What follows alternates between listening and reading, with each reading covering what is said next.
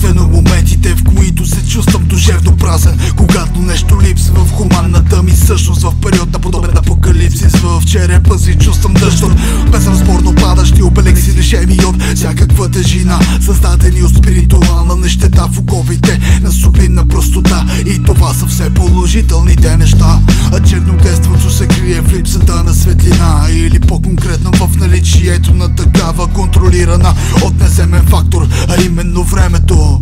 Най-големия манипулатор притиска експресите си и ти се иска честен да си със себе си, обръщайки му внимание, имайки си вяра, а то отново те обладава в стотици узурпиращи торнада. Не съществуват крачки впред на посока, камо ли пък стъпки назад, и колкото и да си богати в каквато и да е насока, няма избавление дори да си е наивен човек.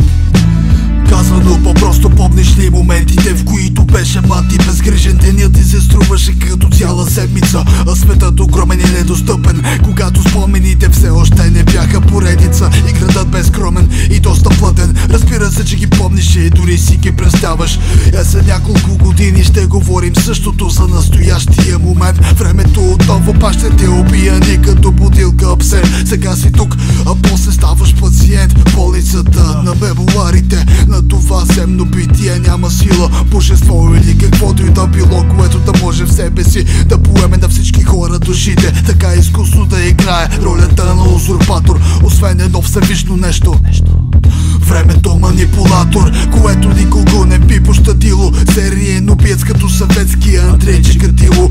Но въпреки всичко все пак остава една опция. Истината е, че всеки сам избира до каква пропорция да вярва на това. От нас зависи дали да го възприемем като проклятието на смъртта или като божествена орисия. Но със сигурност първия вариант се случва, ако се подчиняваш на съветния кивот. Всичко зависи от целта и начина на твоя кратък живот. От целта и начина на твоя кратък живот.